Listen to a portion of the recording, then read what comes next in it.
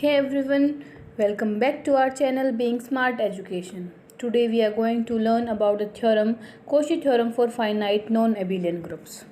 Before moving on to the theorem, we must know some basics which we will discuss now. And if you have not subscribed my channel, please subscribe and like my videos for the further notification. Let's start. First definition is conjugate of an element. ठीक है, क्या कहता है? Let G be any group and A and B belongs to G, then A is called conjugate of B. A को मैं B का conjugate कब बोलूँगी? If there exists an element X belongs to G such that A is equal to X inverse BX. क्या कहता है कि G मेरा एक ग्रुप है और उसके A B दो एलिमेंट लिए मैंने, ठीक है, तब मैं A को B का कंजुगेट कब बोलूँगी? इफ़ देयर एग्जिस्ट, अगर उस ग्रुप में ही एक X एलिमेंट एग्जिस्ट करे कि मैं A को इस तरह से लिख सकूँ that A is equal to X inverse BX. Okay, I think it's clear now. Example से समझें. लेट एक ग्रुप लिया मैंने Q8, क्वाटर्नियन ग्रुप, ठीक है. 8 माने कि इसमें 8 एलिमेंट्स हैं, इसलिए हमने Q8 से सिम्बलाइज़ किया. वो 8 एलिमेंट्स कौन कौन से हैं? +-1, +-i, +-j एंड +-k, ठीक है, जिसकी ये प्रॉपर्टीज़ हैं कि i into j is equal to k होगा, j into k is equal to i होगा and k into i is equal to j and i square is equal to j square is equal to k square is equal to -1. जहाँ आई जे के किस तरह से हैं? इस तरह से एंटी क्लॉकवाइज, ठीक है.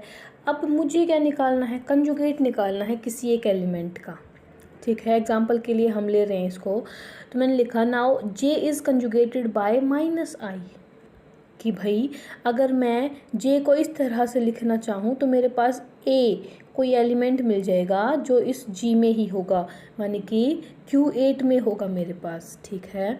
अगर मैं लिखना चाहूँ तो -i इनवर्स एक्स इनवर्स के as it is into b माने कि जे एंड एक्स माने कि -i, ये बनता है -j. ये -j वो ए एलिमेंट है जो ग्रुप Q8 में बिलोंग करेगा, ठीक है. एग्जाम्पल से हम समझ चुके हैं. ये वाली मल्टीप्लिकेशन आपको आती है क्योंकि मैंने प्रॉपर्टीज़ भी यहाँ बताई हैं. -i का इन्वर्स i होता है इस ग्रुप में, ठीक है. फिर j इंटू -i को हम मल्टीप्लाई कर सकते हैं, ओके, तो हमें मिल जाएगा -j. Okay, I think this definition is clear. अब बात करते हैं कंजुगेट क्लास और इक्विवेलेंस क्लास. अब तक जैसे मैं एक स्टूडेंट हूँ अपनी क्लास में, मेरा नाम मोनिका है, ओके. मैंने अपनी प्रॉपर्टीज़ बताई कि भाई मुझे ये पसंद है, मुझे ये अच्छा लगता है, मेरे अंदर ये टैलेंट्स हैं. लेकिन अब मैं मेरी पूरी क्लास की बात कर रही हूँ, तो उस क्लास में तो वो सारे बच्चे होंगे ना जो मेरे साथ हैं, उनकी जो प्रॉपर्टीज़ हैं वो बताई जाएंगी, तब मेरी क्लास कंप्लीट होगी. तो वही बात है कि कंजुगेट क्लास क्या होगी कि उसमें वो सारे एलिमेंट्स आएँ जिनका हम कंजुगेट निकाल सकें. क्या कहता है? Let A belongs to G then equivalence class और conjugate class of A is given by class of A से मैं इसको डिनोट करती हूँ, जिसमें वो एलिमेंट्स हैं जी के जो ए से इक्विवेलेंटली रिलेटेड है, ठीक है. इक्विवेलेंस रिलेशन हमें पता है, वो रिलेशन जो 3 कंडीशंस को सेटिस्फाई करे, सिमेट्रिक, रिफ्लेक्सिव एंड ट्रांजिटिव, ये आप पढ़ सकते हैं, ठीक है. तो इसको क्या बोलेंगे? क्लास ऑफ ए को set of all conjugates of A के उस ग्रुप में मेरे जितने भी कंजुगेट्स हैं ना, उनका सेट मेरा क्लास ऑफ ए हो जाएगा. अब कंजुगेट्स ऑफ ए को कैसे डिनोट करूँ मैं कि जी एक एलिमेंट है जी का, such that G inverse A into G conjugate हो जाएगा set of all conjugates of A, ठीक है. I think this is clear now. अब एक रिजल्ट है. If G is a finite group and A is any element belonging to G, then order of class of A is equal to होगा order of G mod order of normalizer of A. अब एक नई term आई कि normalizer of A क्या है. normalizer of A की बात करें तो देखिए, normalizer of A में ग्रुप G के वो एलिमेंट्स हैं जो मेरे A के साथ कम्यूट करते हो. कम्यूटेटिव प्रॉपर्टी पता है विद रिस्पेक्ट टू मल्टीप्लिकेशन क्या होगी कि भाई a into B is equal to B into A, किसको हम क्या बोलेंगे कि a एंड b कम्यूट्स. तो अब मेरी बात है कि ए के साथ जो भी जी के एलिमेंट को म्यूट करे ना, वो मेरे नॉर्मलाइजर ऑफ ए में आ जाएंगे। ठीक है, I think this is clear. अब बात करते हैं क्लास इक्वेशन की। ये वो चीज़ है जो आज हमारी थ्योरम में यूज़ हो रही है, जिसकी वजह से हमें conjugate of an element, conjugate class पढ़ना पड़ा। अब हम बात करते हैं क्लास इक्वेशन क्या है। अब let G be a finite group, G एक फाइनाइट ग्रुप है, and Z G denote the centre of G. ठीक है, देन द इक्वेशन, ये जो इक्वेशन है ना कि भाई order of G is equal to order of Z G plus order of G mod order of NA where summation runs over A where A does not belongs to ZG। ठीक है, I think this is clear now. ये equation है, ये हमें याद रखनी है। अब बात आई कि सेंटर ऑफ जी क्या है भाई। अगर कोई मुझसे पूछे कि मैम मुझे तो नहीं पता सेंटर ऑफ जी, आपने नॉर्मलाइज़र के बारे में बताया, ठीक है मुझे समझ आ गया, अब सेंटर ऑफ जी है तो नया वर्ड है, ये भी बताओ। तो हम इसके बारे में भी डिस्कस करेंगे। सेंटर ऑफ जी क्या है, जी के वो एलिमेंट्स जो जी के सारे एलिमेंट्स के साथ कोम्यूट करें।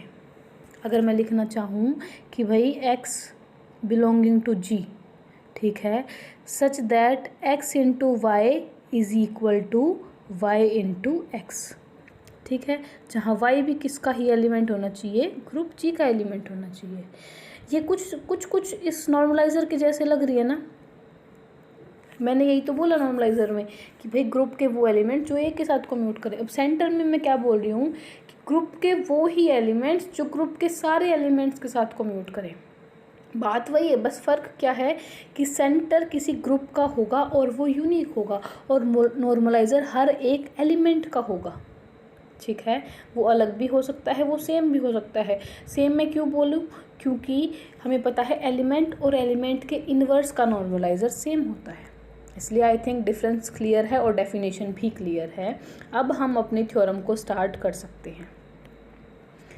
थ्योरम को स्टार्ट करने से पहले मैं बताना चाहूँगी कि हमने लास्ट 2 थ्योरम्स जो की हैं वो फाइनाइट एबिलियन ग्रुप्स के लिए की हैं। फर्स्ट थी Cauchy theorem for finite abelian group and next was converse of Lagrange's theorem for finite abelian group. ठीक है, अब जो थर्ड थ्योरम है ना, उसमें बात करते हैं हम नॉन एबिलियन ग्रुप्स की। ये थ्योरम फर्स्ट वाले से सेम है। ठीक है, तो कोरिलेशन के लिए आप प्लीज़ उस वीडियो को पहले देखें, ठीक है, उसके बाद इस वीडियो पे आए ताकि हमें डिफरेंस पता चल सके। ओके, अब डेफिनेशन स्टेटमेंट से शुरू करते हैं। Cauchy theorem for finite non abelian groups क्या कहता है, if G is a finite group such that P divides order of G। P एक प्राइम है जो मेरे फाइनाइट ग्रुप के ऑर्डर को डिवाइड करता है, then there exist an element of order P in G। तो क्या होगा कि उस P ऑर्डर का मेरे पास ग्रुप में एक एलिमेंट ज़रूर एग्जिस्ट करेगा। ठीक है, अब रिवाइज कराने के लिए मैं बता दूं, उस थ्योरम में फाइनाइट एबिलियन वाली थ्योरम में हमने किया था ये सेम स्टेटमेंट थी एज इट इज़ कि भाई P डिवाइड करेगा, P प्राइम होगा और फिर उसके पास एक एलिमेंट होगा उस ऑर्डर P का। लेकिन उसने वहाँ ये बोला था कि वो जो मैं मान लूँ A एलिमेंट है ना जिसका ऑर्डर P है वो नॉट इक्वल टू आइडेंटिटी था, लेकिन यहाँ तो इन्होंने ऐसा कुछ नहीं बताया मुझे। ठीक है, बस यही डिफरेंस है उसमें और इसमें। अब हम प्रूफ शुरू करते हैं। We shall prove the theorem by induction on order of G. ठीक है, हमने 2 थ्योरम्स की, हमें इंडक्शन हाइपोथेसिस लगाना आ चुका है, अब हम आसानी से इसको यूज़ कर सकते हैं। तो हम सबसे पहले क्या लें, ऑर्डर ऑफ जी मैंने 1 ले लिया। ठीक है, अब ऑर्डर ऑफ जी मैंने 1 ले लिया, इसका क्या मतलब है कि इसको एक प्राइम डिवाइड करना चाहिए। ठीक है, सबसे पहले तो बात यही है ना कि P डिवाइड्स ऑर्डर ऑफ जी, मतलब 1 को कोई प्राइम डिवाइड करता हो। लेकिन क्या ऐसा कोई प्राइम एग्जिस्ट करता है जो 1 को डिवाइड कर सके? I think there is no prime which divides 1, इसलिए ये मेरी थ्योरम ऑटोमेटिकली ट्रू हो गई। अगर भाई तुम बोलो कि मैम डिवाइड ही नहीं करता तो हम कैसे बोल देंगे कि थ्योरम ट्रू है? एग्जाम्पल से समझें कि मैंने मान लिया कि मैंने छोटे छोटे बच्चों को 5-6 बच्चों को मैंने चॉकलेट्स दी हैं। ठीक है, मैंने सबको चॉकलेट दी बारी बारी से, और तुम मुझसे आगे पूछते हो कि मैम हमने तो नहीं माना कि आपने उनको चॉकलेट दी, तो मैंने क्या किया, मैं सारे बच्चों को लेके आई आपके सामने और एक भी बच्चा ऐसा नहीं आया जिसने ये बोला कि हमें चॉकलेट नहीं मिली। कॉन्ट्राडिक्शन की बात है, ठीक है। उनको चॉकलेट नहीं मिली मतलब उनको चॉकलेट, मतलब ऐसा कोई भी नहीं है कि जिनको चॉकलेट ना मिली हो, मतलब सबको चॉकलेट मिली है, कोई भी मना नहीं कर रहा है वहाँ, मतलब सबकी हाँ है। यही एग्जाम्पल था। अब हम इसको समझना चाहें कि भाई मैंने ऑर्डर ऑफ जी को 1 ले लिया, ठीक है, तो अब मुझे कोई प्राइम मिलना चाहिए जो इस 1 को डिवाइड करे, लेकिन कोई प्राइम तो एग्जिस्ट ही नहीं करता जो 1 को डिवाइड कर सके, इसलिए मेरी थ्योरम इस केस में ट्रू हो जाएगी। अब इंडक्शन हाइपोथेसिस में हम क्या मानते हैं कि जो भी मेरी कंडीशंस है ना वो ट्रू होंगी हर एक उस ग्रुप के लिए जिसका ऑर्डर जी ग्रुप के ऑर्डर से कम है, ठीक है। इट मीन्स यानी कि if G is any finite group such that G dash it's G dash P divides order of G dash, कि पी तो डिवाइड करे ऑर्डर ऑफ जी डैश को और उस जी डैश का ऑर्डर जी से कम होना चाहिए, then there exist an element of order P in G dash, ठीक है। Now we discuss the 2 cases. अब देखिए हमें ग्रुप और सब ग्रुप की प्रॉपर्टीज़ पता है। अगर मेरा कोई ग्रुप है जी और उसका एक सब ग्रुप मैं लेना चाहूँ एच माने की, तो अगर मेरा एच प्रॉपर सब ग्रुप है तो 2 केसेस बनते हैं कि भाई अगर P ऑर्डर ऑफ G को डिवाइड कर रहा है तो फर्स्ट केस है कि P उस प्रॉपर सब ग्रुप के ऑर्डर को भी डिवाइड करे या फिर ना भी करे, ज़रूरी नहीं है ना, क्योंकि अगर मैं लेके चलती हूँ ग्रुप का ऑर्डर है, मैंने ले लिया ग्रुप का ऑर्डर है 12, ठीक है, नॉन एबिलियन की बात है तो हम ले सकते हैं 12। अब 12 के डिवाइजर्स क्या क्या हैं, 2, 3, 4 एंड 6, ये प्रॉपर सब ग्रुप्स बनेंगे, ठीक है, इन डिवाइजर्स के ये प्रॉपर सब ग्रुप बनेंगे। तो अब मैंने कोई पी प्राइम लिया, मैंने ले लिया वो पी प्राइम है 3, ओके। नाउ 3 डिवाइड्स 12, लेकिन अगर मेरा प्रॉपर सब ग्रुप का ऑर्डर 4 हो गया ना तो 3 डजन डिवाइड 4, इसलिए, और या फिर अगर 6 हो गया तो 3 डिवाइड 6, ठीक है। दोनों मैंने आसानी से बता दिए हैं, समझ आ गए होंगे। अब हम थ्योरेटिकल बात करते हैं। केस 1 कि P divides order of some proper सब ग्रुप ऑफ G, ठीक है भाई, हमने वो प्रॉपर सब ग्रुप मान लिया H, let H be the proper सब group of G such that P divides order of H। अब P divides order of H and order of H is less than order of G। क्या ये दोनों condition satisfy हो रही हैं कि भाई P उस सब ग्रुप के ऑर्डर को डिवाइड करे और उस सब ग्रुप का ऑर्डर लेस देन होना चाहिए G से? हाँ, मेरी दोनों कंडीशन सेटिस्फाई हैं, so I can apply induction hypothesis on H। So there exist an element in H and hence in G of order P, मतलब H में मेरा वो एलिमेंट एग्जिस्ट करेगा जिसका ऑर्डर P होगा, और H क्योंकि सब ग्रुप है G का तो वो एलिमेंट G में एग्जिस्ट करेगा। हमें G में ही तो दिखाना था ना, इन G, इसलिए वो इन H और फिर उसके बाद 10 इन G एग्जिस्ट कर गया। Thus the theorem is proved in this case। अब सेकंड केस की बात करें जो मैंने बताया था कि भाई अगर P doesn't divide the order of proper subgroup, अगर P डिवाइड नहीं करता ऑर्डर ऑफ एनी प्रॉपर सब ग्रुप ऑफ G, तो इसमें हम ये प्रूव करेंगे कि G इज़ एबिलियन। हमने क्या लिया था कि मेरा G नॉन एबिलियन है, ठीक है, फर्स्ट केस लिया, प्रूव हो गया, कोई दिक्कत नहीं आई। लेकिन जब सेकंड केस पे आए ना कि P doesn't divides the order of proper सब ग्रुप, तो मेरा ग्रुप नॉन एबिलियन होगा ही नहीं, इस केस में मेरा ग्रुप ही एबिलियन हो जाएगा। और ग्रुप एबिलियन के लिए हमने फर्स्ट थ्योरम पढ़ी थी, Cauchy theorem for finite एबिलियन groups, वो हम यहाँ लगा सकते हैं, वो बिल्कुल इसके जैसी है। सो आपको अगर ये अच्छे से समझनी है तो प्लीज़ जाके उस वीडियो को एक बार ज़रूर देखें, ठीक है। अब शुरू करते हैं।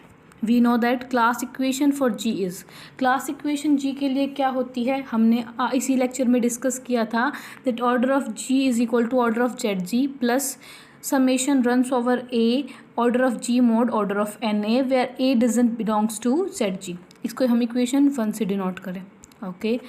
नेक्स्ट, अब if A doesn't belongs to ZG तो ये रिज़ल्ट है कि NA G के इक्वल नहीं होगा, ठीक है। मैंने ZG और NA मतलब सेंटर ऑफ G और नॉर्मलाइजर ऑफ A दोनों के बारे में बताया, आप दोनों के बारे में एक बार लिख के फिर देखिए एग्जांपल से कि अगर A ZG में बिलोंग नहीं कर रहा तो नॉर्मलाइजर ऑफ A ग्रुप के इक्वल नहीं होगा।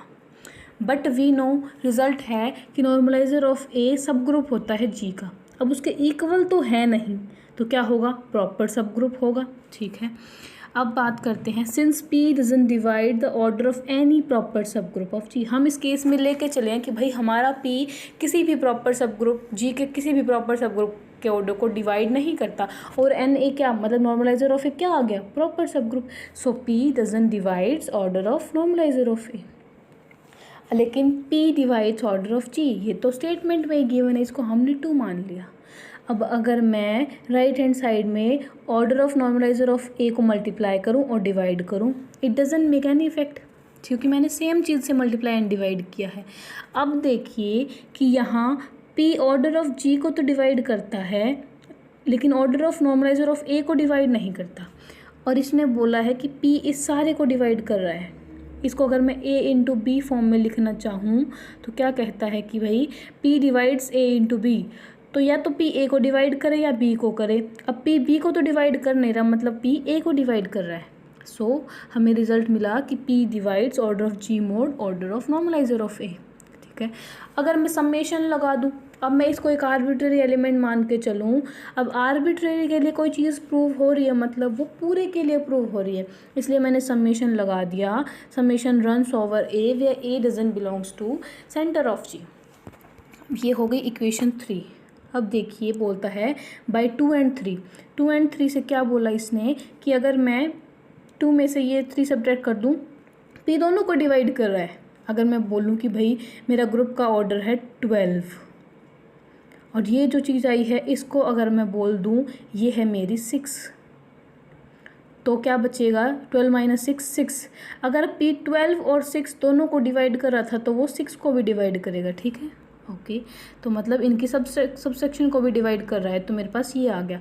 अब ये इसकी क्या वैल्यू है ऑर्डर ऑफ जेड जी। देखिए बाय इक्वेशन 1, इक्वेशन 1 से अगर मैं इसको उस साइड मल्टीप्लिकेशन में सब्ट्रैक्शन में लेके जाऊँ तो ऑर्डर ऑफ जेड जी बन जाएगा, ये order of G minus order of G mod और order of normaliser of A. तो मैंने यहाँ वैल्यू पुट कर दी। ठीक है, तो P divides order of Z G. अब मैंने इस केस में क्या लिया था कि मेरा पी किसी भी प्रॉपर सब ग्रुप के ऑर्डर को डिवाइड नहीं कर सकता। ठीक है, इसलिए जेड जी प्रॉपर सब ग्रुप नहीं होगा जी का। लेकिन हमें पता है कि सेंटर ऑफ जी सब ग्रुप तो होता है ना जी का, इसलिए अगर वो प्रॉपर नहीं है तो वो इम्प्रॉपर है। इम्प्रॉपर में 2 केस होते हैं, या तो आइडेंटिटी या फिर ग्रुप इटसेल्फ। अब आइडेंटिटी नहीं हो सकता, क्यों भाई, क्यों नहीं हो सकता, क्योंकि हमने क्लास इक्वेशन से एक रिजल्ट पढ़ा था कि ऑर्डर ऑफ जेड जी हमेशा 1 से बड़ा होगा, इसलिए आइडेंटिटी नहीं हो सकता। सो एक ही केस बचेगा कि जेड जी बन जाए इज इक्वल टू जी। अब जेड जी जब जी के इक्वल हो जाता है तो मेरा ग्रुप एबिलियन हो जाता है। ठीक है, जेड जी माने कि ग्रुप के वो एलिमेंट जो ग्रुप के हर एक एलिमेंट के साथ कम्यूट करे।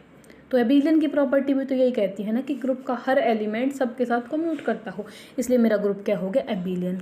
अब मेरा ग्रुप एबिलियन है तो मैं Cauchy theorem for finite abelian group जो हमने फर्स्ट थ्योरम में की वो हम यूज़ कर सकते हैं। और वो क्या कहती है कि there exist an element in G of order P. ठीक है, कि भाई जी के पास वो एलिमेंट एग्जिस्ट करेगा जिसका ऑर्डर पी होगा। हमने क्या पढ़ा, हमें पढ़ना था Cauchy theorem for finite non abelian groups. इसके बारे में हमने बेसिक्स डिस्कस किए, conjugate class and class equation, ये तीनों हमें अच्छे से समझ आ चुके हैं। फिर हमने अपनी थ्योरम की स्टार्टिंग की। बस इसमें और फर्स्ट वाली थ्योरम में क्या डिफरेंस था कि यहाँ जो एलिमेंट होगा वो नॉन ज़ीरो ज़रूरी नहीं कि हो। ठीक है, हमने इंडक्शन लगाया, 1 के लिए ट्रू हो गई। फिर नेक्स्ट में हमने माना कि भाई पी अगर मेरा किसी प्रॉपर सब ग्रुप को डिवाइड करता है तो मेरी इंडक्शन हाइपोथेसिस दोनों ही कंडीशन सेटिस्फाई हो गई, इसलिए मेरे को एच में वो एलिमेंट मिल जाएगा जिसका ऑर्डर पी होगा। और एच क्योंकि सब ग्रुप है जी का तो वो एलिमेंट जी में मिल गया मुझे।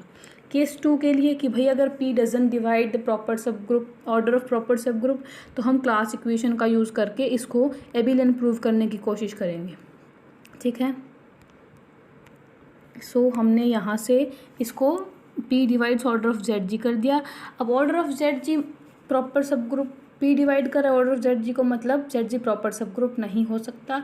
और क्योंकि सब ग्रुप तो होता है जेड जी, इसलिए वो इम्प्रॉपर सब ग्रुप होगा और आइडेंटिटी हो नहीं सकता क्योंकि क्लास इक्वेशन से इसका ऑर्डर हमेशा ग्रेटर देन 1 होता है, तो वो जी के ही इक्वल आ जाएगा, इसलिए जी एबिलियन हो गया।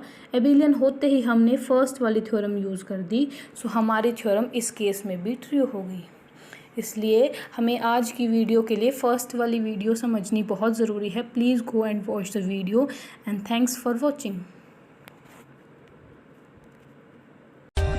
For more updates, subscribe to our channel.